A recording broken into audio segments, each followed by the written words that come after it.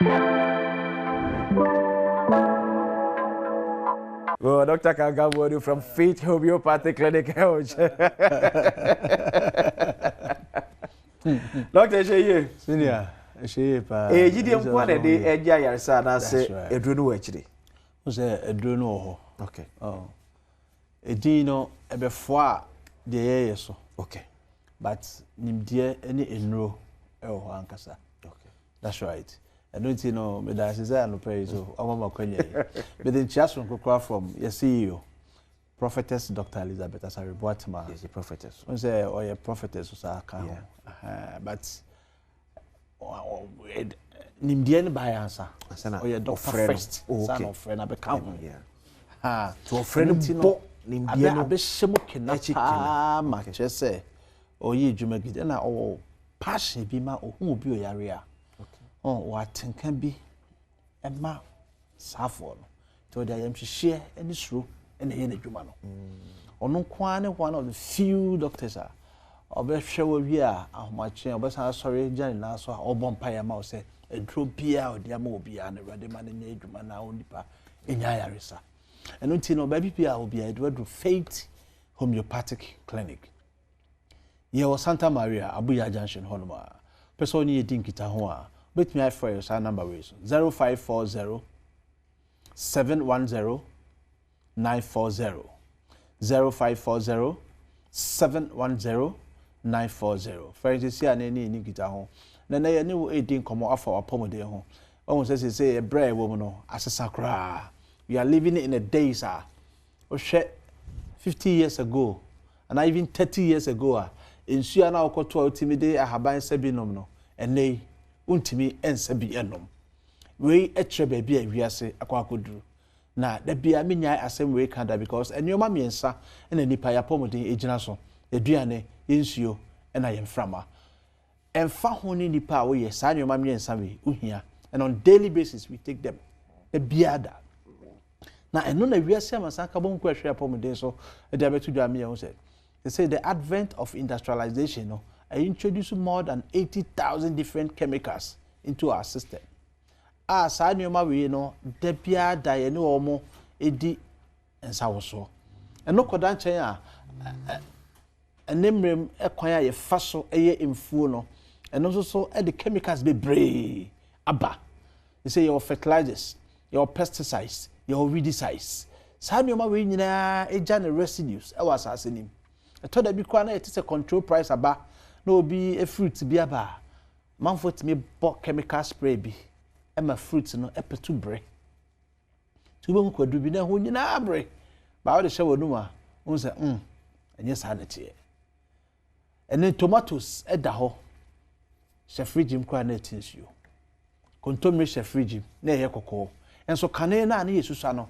Ina nanom kote kontomre esen gyaade se ya engusie fa ho da bia. Betimi asen ho 1 week. Unya yi de kata ho ni say ya inside ni na green kama and so na die a chef fridge mkra no a wo say o preserve no na ebre wo fridge ni we eche the amount of chemicals are ekom 2012 uko community bi o shaibupe tamale a fair community bi shaibupe e ho na a family of 7 omoko di bambara beans na ya preserve with chemical bi e fe na atrazone after hours of cooking he said ye eduatimi sija so che ansana brensinia yeah enso so the 10 years sija so nyina ben for hours ni nyina no entimi anwa chemicals no omu di enumre na a family of 7 emunsia kanana e do omu call Tamale Teaching Hospital e kwaye autopsy no a che say traces of atrazone e wo liver nim that chemical no doctor lie sa chemical na friend atrazone ni ku omu asemwe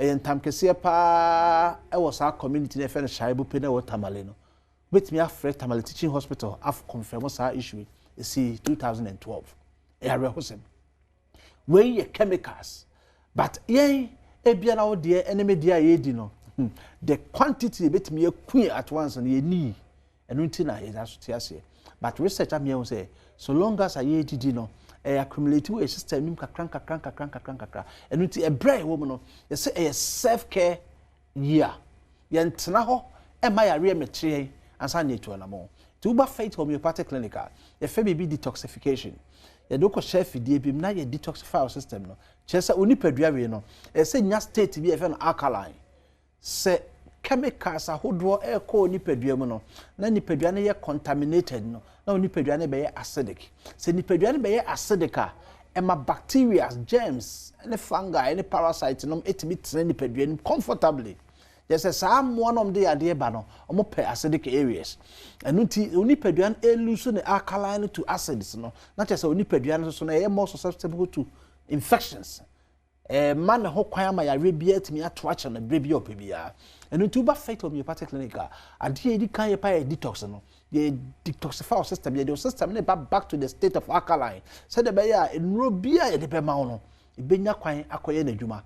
When him say research ame hu say nkofo bebre we heavy drug metabolism one no do kwan a efa so akwakoye adwuma no obu ho apɛ ne system ni nipadua no enuro no ye good said ye kra na ekɔ no nipadua ni mpɛ na chemicals would nipadua no neutralize eduro no a ɛsɛ drug metabolism take place na digestive system no boa na omotwetwe mu nnuane nuro no na kosa na yare nipadua ntimi te do no koda nipadua 2 days na decompose e pro na sa be ya wudru amono nipadua be so sa so na food metabolism so etie se o system ntimi nya adwuma ya we did the most nutritious food cry be poisonous to your body because e be decompose ntimi go through the process of metabolism na apro e wo yem enu ti Faith Homeopathic Clinic say bra na yenya bre etwitwe sa chemicals we nyina fi nipaduam na yen treat condition de wonkofo bebre oma ba ya so ya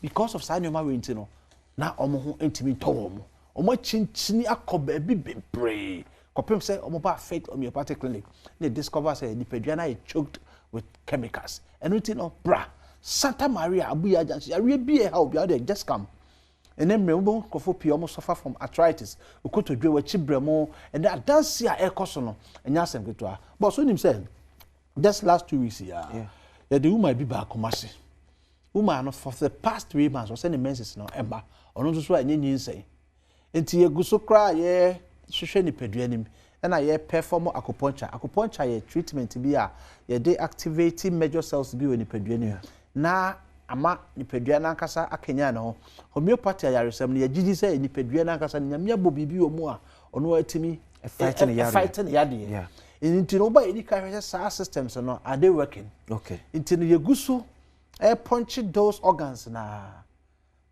pa na woman menses about instantly now see a friend man no more copy pampers ba no be dress no kama and into no ye won non pharmacological treatment any chinchina say o kono moduro because obi wo kra o hwe be say usu adunu mpa bra ye wo so no treatment e ho honom be chef die nim your physio, your massage, your acupuncture treatment, a bed do no cry, your Ayurveda, your that natural hair bar, near what the conventional medication, depending on your peculiar situation, you know. You be who do the bemawa, be bow, who be told, it's just a be anyhow, D now on your appointment, now on and now my ring when you must say, ya dear beer, how your bar, I want to track for some time, what will be that, but I face no sick bar, carpets over bar, Mr. Award dear.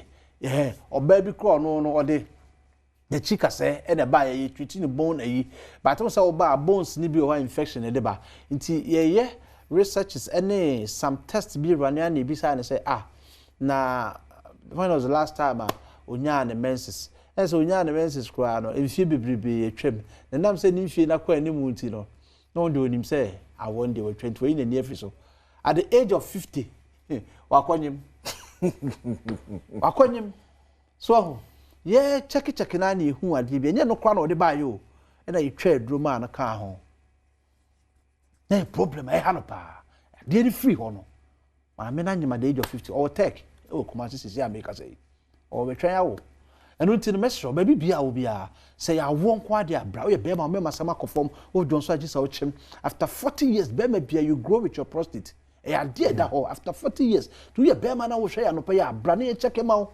one share obenya urinary retention because prostate you know and nam we just so twa no and nam prostate gland nim say na eko the prostate no eye kese na ekemia no ɛhɔ na spare mu fa ɛhɔ na dwonso so fa we ma kwan abra oba na we so ama ne yonko kwan abra oba enu ti bra na ye hwe ma se de be ya won kyem dwonso na be ya so obekyem so na dwonso no etimi ma fa number we ne frɛ Santa Maria ha ne ɛwɔ nkran 0540 710 940 0540 710 940 wo kumasi abra ahenema kokoben 18 mu honoma takwade fo nyina monko anaje police station che honoma wo kofo dua ye Landry Managers Road or Poly Junction honoma bogoso ye old aseda boga abron sanachi frɛ sa number we so takwade fo mutumi frɛ number we 0547 57 84 94 0547 57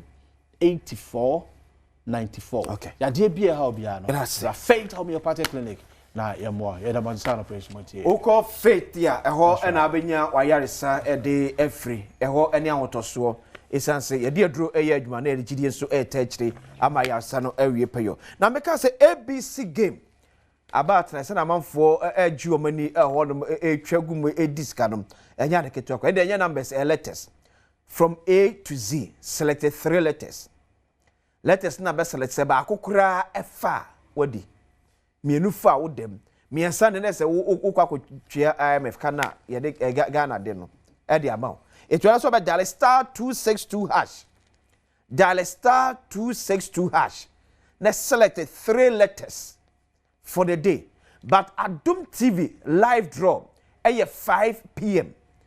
Adom TV live draw no 5 p.m. ene de draw mbanti twagum star 262 hash selected 3 letters from A to Z. Emu bia bia no we sikane. Sticky high, lady high. Yet I was a page air to also the amount. Mammy boat by the fancy door. I crado on a jacket. And I champ of a ball. Then what fed papa. Then what fed pa.